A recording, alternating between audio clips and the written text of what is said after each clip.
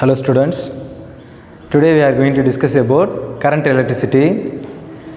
In the first chapter we have discussed electrostatics. Electrostatics அப்படினு பாத்தீங்கன்னாக்க charges which are at rest. அப்ப study of charges which are at rest is nothing but electrostatics. இப்ப current electricity ல now we are going to discuss about charges which are in motion. Moving charges only can produce electric field. When the charges in a conductor sometimes produces no current. Why sir? Because charges in a conductor always making random motion. Sir, when it will be produce a current? You just consider a conductor of cross-sectional area A, in which the electrons in the conductor before connecting a battery they will make a random motion.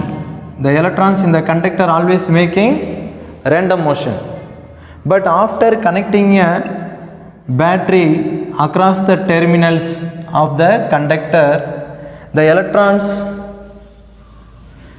in the conductor start to flow along a definite direction.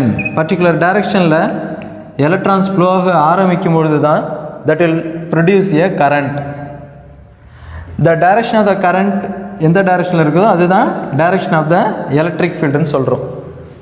அப்போ from this we came to know that the direction of electrons is opposite to the direction of current. அப்போ நீங்கள் ஜென்ரலாக பார்த்தீங்கன்னாக்கா ஒரு copper wire எடுத்துக்கிட்டீங்க. அந்த copper ஒயரில் there are two ends A, B. இதில் கரண்ட் என்னன்னு சொல்லி பார்த்தீங்கன்னாக்கா 0. ஏன் சார் இதில் கரண்ட் 0 அப்படின்னு பார்த்தீங்கன்னா இதில் இருக்கக்கூடிய எலக்ட்ரான்ஸ் எப்படி இருக்கும்? எப்பவுமே ரேண்டம் மோஷனில் இருக்கும் எலக்ட்ரான்ஸ். அப்போ ரேண்டம் மோஷனில் இருக்கிறப்ப they will not produce a current. By connecting a battery that will produce a current. எப்படி சார் அப்படின்னு பார்த்தீங்கன்னா we have to make a potential difference across the conductor. அப்போ பொட்டென்ஷியலில் டிஃப்ரென்ஸை நம்ம க்ரியேட் பண்ணும்பொழுது தான் நம்மளுக்கு கரண்ட் கிடைக்குது. நீங்கள் வந்து 6th சாப்டரில் +1ல் படிச்சிருப்பீங்க.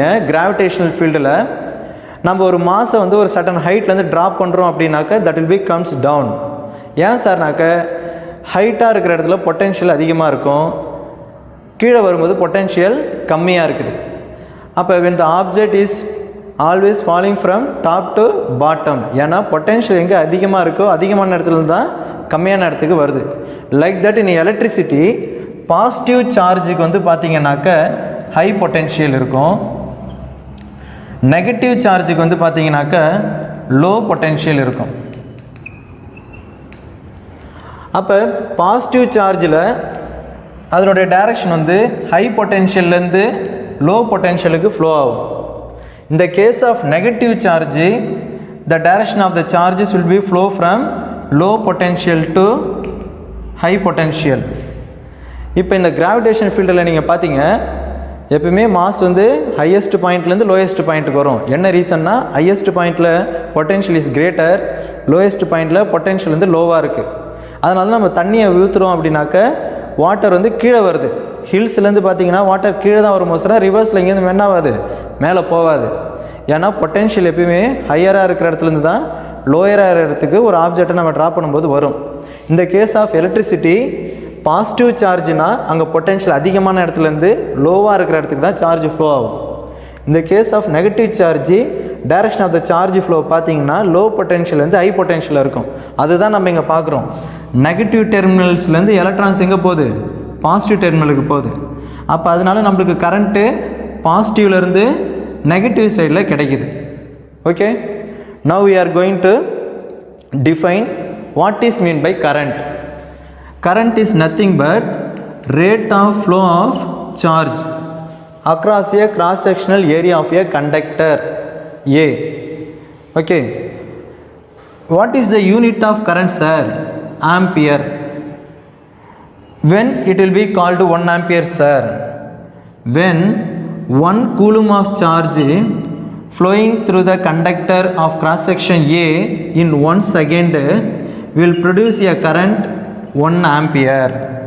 Okay, Sometimes it will be asked in exam. Define 1 ampere.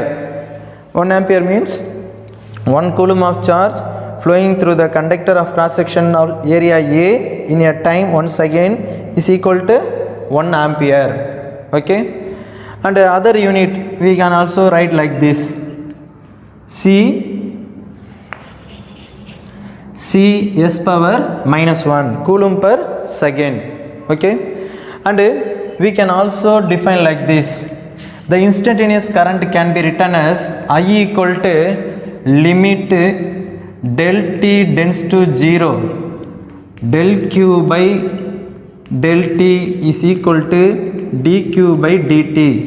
அப்படின்னா என்ன சார் அப்படின்னாக்க, charge flowing through the conductor டைமை பொறுத்து சேஞ்ச் ஆகிட்டே இருந்ததுனாக்க நம்மளுக்கு கரண்ட் ப்ரொடியூஸ்ட் இந்த கண்டக்டர் எப்படி இருக்கும், அதுவும் சேஞ்ச் ஆகிட்டே இருக்கும் அப்படின்னு சொல்கிறாங்க. இப்போ okay, next we are going to know about the direction of conventional current.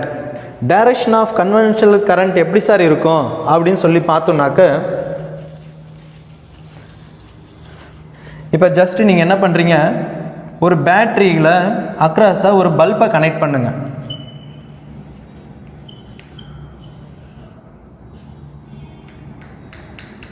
இப்போ இதில் கரண்ட்டுடைய டைரக்ஷன் என்ன சார் அப்படின்னு சொல்லி பார்த்தீங்கன்னாக்க, always the direction of the current will be positive to negative.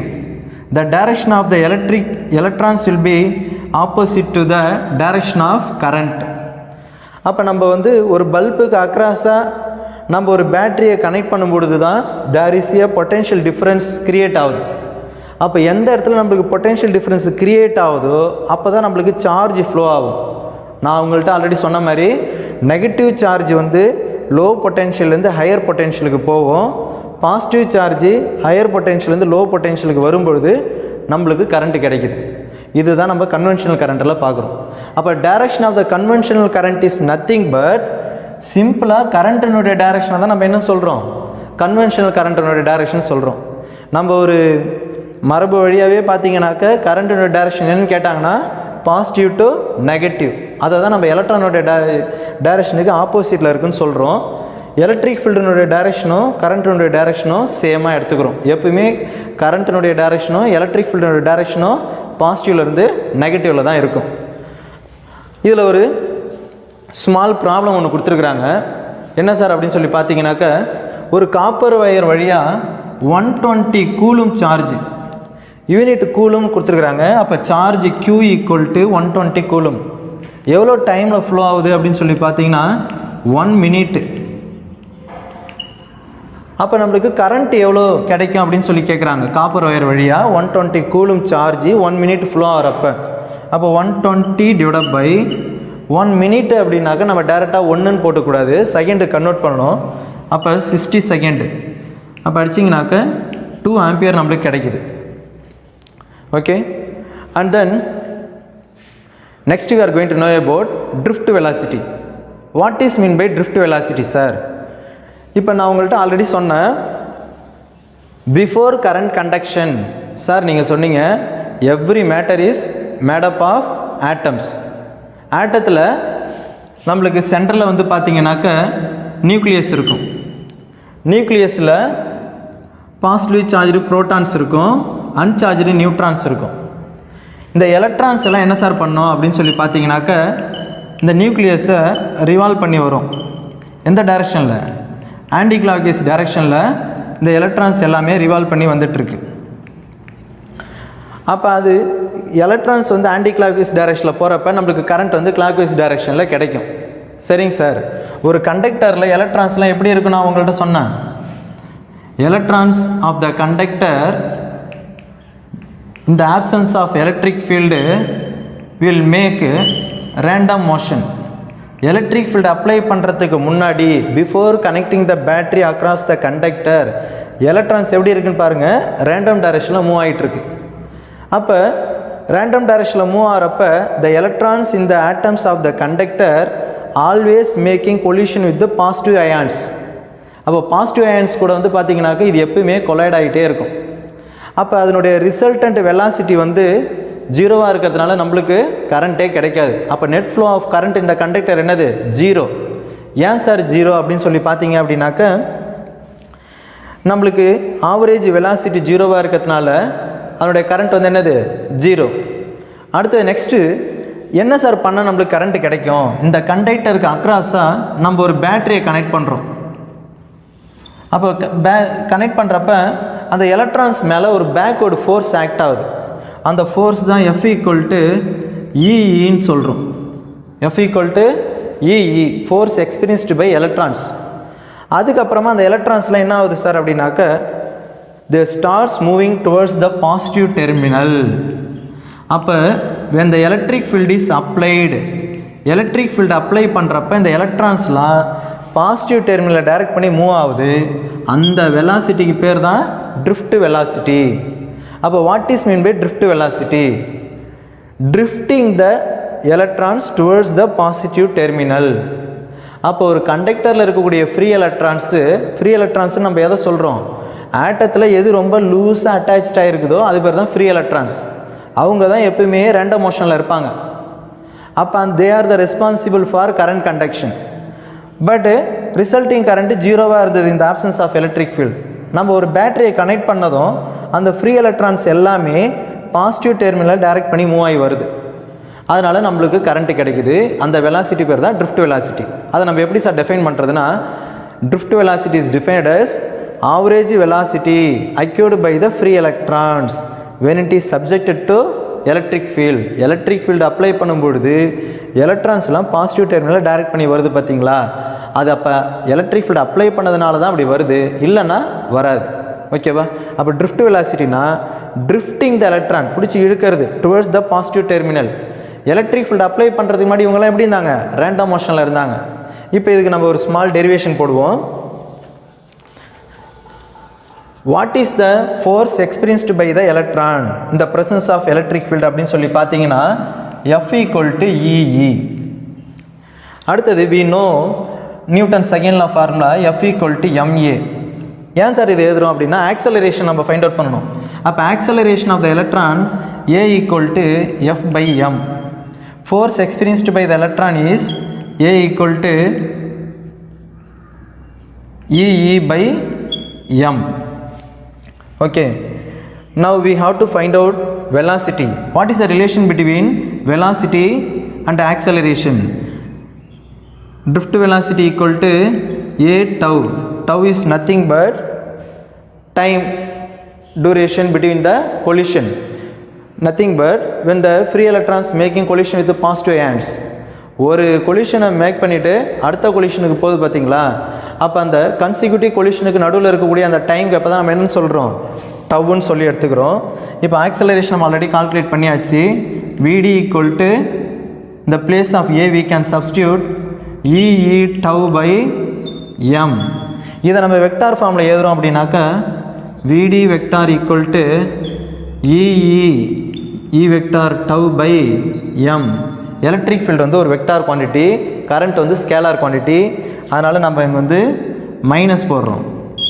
ஏன் சார் மைனஸ் போடுறோன்னா எலக்ட்ரானோட டைரக்ஷன் ஆப்போசிட்டில் இருக்கும் எலக்ட்ரிக் ஃபீல்டு டைரக்ஷனுக்கு. அதனால் இங்கே என்ன சைன் போடுறோம்? மைனஸ் சைன் போடுறோம். அடுத்தது மொபிலிட்டி. மொபிலிட்டினா என்ன சார்? மொபிலிட்டி அப்படின்னு பார்த்தீங்கன்னாக்கா mu simple drift velocity acquired per unit electric field. எந்த எலக்ட்ரிக் ஃபீல்டில் ட்ரிஃப்ட் வெலாசிட்டி நடந்ததோ அதுதான் மொபிலிட்டி. அப்போ இதனுடைய வேல்யூ அப்படிங்க எழுதுங்க. EE tau/m. அதை எலக்ட்ரிக் ஃபீல்டில் நம்ம டிவைட் பண்ணுறப்ப we will get E tau/m. இதுதான் மொபிலிட்டி. இதனுடைய யூனிட் வந்து நம்ம இதுலேருந்தே கொண்டு வந்துக்கலாம். வெலாசிட்டி அப்படின்றதனுடைய யூனிட் வந்து ms⁻⁻1.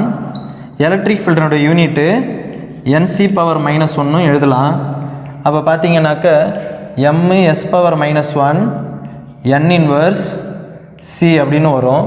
அனதர் யூனிட் வந்து பார்த்தீங்கன்னாக்க நம்ம டெக்ஸ்ட் புக்கில் கொடுத்துருக்கிறது MS⁻⁻1 பை எலக்ட்ரிக் ஃபீல்டுனா VM⁻⁻1. இந்த M மேலே போச்சுன்னா M² V⁻⁻1 S⁻⁻1. Okay, mobility அப்படின்னு பார்த்தீங்கன்னாக்க drift velocity acquired per unit electric field. இப்போ எலக்ட்ரானுடைய ஸ்பீடு என்ன சார் அப்படின்னு சொல்லி பார்த்தீங்கன்னா ஜென்ரலாக 10⁻⁻⁴ ms⁻⁻1. இப்போ நம்ம வந்து ரூமில் நம்ம வீட்டிலே பார்த்தீங்கன்னா நம்ம சுவிட்சை ஆன் பண்ணதுமே டக்குன்னு ஃபேன் ஓடுது, லைட் எரியுது, நம்ம டிவி பார்க்குறோம், எல்லாம் செய்கிறோம். அப்போ இதனுடைய ஸ்பீடு எவ்வளோ கொடுத்துருக்குறாங்க? 10⁻⁻⁴ m/s. அப்போ 10⁻⁻⁴ m/s ஒரு எலக்ட்ரானு ஒரு கண்டக்டரில் ஒரு பேட்டரியை கனெக்ட் பண்ணும்பொழுது இவ்வளோ ஸ்லோவாக போயிட்டு பாசிட்டிவ் டெர்மினல் ரீச் பண்ணிச்சுன்னா கிட்டத்தட்ட 1 ஹவருக்கு மேலே ஆகும். ஆனால் நம்ம சுவிட்ச் போட்டால் உடனே கரண்ட் கிடைக்குது. என்ன ரீசன் சார் அப்படின்னு சொல்லி பார்த்தீங்க அப்படின்னாக்க, நம்ம ஏன் சார் அங்கே பொட்டென்ஷியல் டிஃப்ரென்ஸை க்ரியேட் பண்ணுறோம்? why we need to create a potential difference? in order to move a charge from one place to another place, அந்த இடத்துல நம்ம ஒரு வேலை செய்யணும், ஒர்க் டன். அந்த ஒர்க் டன் செய்கிறதுக்கு நம்மளுக்கு ஒரு எனர்ஜி வேணும். அப்போ அது energy is provided by electric field. அப்போ நம்ம ஒரு எலக்ட்ரிக் ஃபீல்டு அப்ளை பண்ணுறப்ப எலக்ட்ரான் ரிசீவ் பண்ணக்கூடிய எனர்ஜி நியர்பை எலக்ட்ரானுக்கு போகுது. அப்போ அந்த ஃபோர்ஸ் வந்து ஒரு எலக்ட்ரான்லேருந்து இன்னொரு எலக்ட்ரானுக்கு எக்ஸைட் ஆகுது, அந்த எலக்ட்ரான்லேருந்து அதுக்கு பக்கத்தில் இருக்கிறது எக்ஸைட் ஆகுது. அதுமாரி ரொம்ப ஃபாஸ்ட்டாக நடக்கக்கூடிய ப்ராசஸ். ஃபார் எக்ஸாம்பிள் லைட்னுடைய ஸ்பீடில் நடக்கும், ஓகேவா? லைட்னுடைய ஸ்பீடில் நடக்கும். இது ரொம்ப ஃபாஸ்ட்டாக இங்கேருந்து ஒரு எலக்ட்ரான் தான் லாஸ்ட் வரைக்கும் போயிட்டு பாசிட்டிவ் போய் ரீச் ஆகுது நம்ம நினச்சிக்கூடாது. ஒரு எலக்ட்ரான் வந்து பக்கத்தில் இருக்கிற எலக்ட்ரானுக்கு அடுத்தது அதுக்கு நியர்பையாக ரொம்ப ஃபாஸ்ட்டாக நடக்கிறதுனால இது ரொம்ப ஃபாஸ்ட்டாக நடந்து நம்மளுக்கு உடனே சுவிட்ச் போட்டது லைட்டு எரியுது. அடுத்து இதில் ஒரு சில மிஸ்கான்செப்ஷன் இருக்குது. என்ன அப்படின்னு சொல்லி பார்த்தீங்கன்னாக்க, நம்ம வீட்லேயே மொபைலில் சார்ஜ் இல்லைன்னு சொல்கிறோம் பேட்டரியில். ஆக்சுவலாக வந்து பார்த்தீங்கன்னாக்க பேட்ரி அப்படின்றது இப்போ நம்மளே இங்கே பார்த்தோம், எல்லா கண்டக்டர்லையுமே எலக்ட்ரான்ஸு நிறையா இருக்குது. ஆனால் நம்ம வந்து பேட்ரி யூஸ் பண்ணுறோம் மொபைலில். அப்போ நம்ம டிவைஸில் நம்ம யூஸ் பண்ணக்கூடிய எக்யூப்மெண்ட்ஸில் நிறைய எலக்ட்ரான்ஸ் இருக்குது. ஆனால் ஏன் அதுக்கு பேட்ரி ரொம்ப மெயின் அப்படின்னு சொல்லி பார்த்தீங்கன்னா, உங்கள்கிட்ட இப்போ தான் சொன்னேன், பேட்ரி எதுக்காக தேவைப்படுதுன்னா அந்த இடத்துல ஒரு பொட்டென்ஷியல் டிஃப்ரென்ஸை நம்ம க்ரியேட் பண்ணுறதுக்கு. அந்த potential difference is sufficient to move the free electrons from one end to other end. அப்போ அங்கே ஒரு எனர்ஜி தேவைப்படுது. அந்த எனர்ஜியை ப்ரொடியூஸ் பண்ணுறது தான் யாருடைய வேலை? பேட்டரினுடைய வேலை. ஓகே, அப்போ நம்ம வந்து சார்ஜிங் பேட்டரிக்கு வந்து சார்ஜ் இல்லை அப்படின்னு சொல்லக்கூடாது. நம்ம வந்து மொபைலை சார்ஜ் பண்ணுறப்ப அந்த எலக்ட்ரான்ஸை மூவ் பண்ணுறதுக்கு தேவையான எனர்ஜியை நம்ம இது பண்ணுறோம். Okay, thank you friends.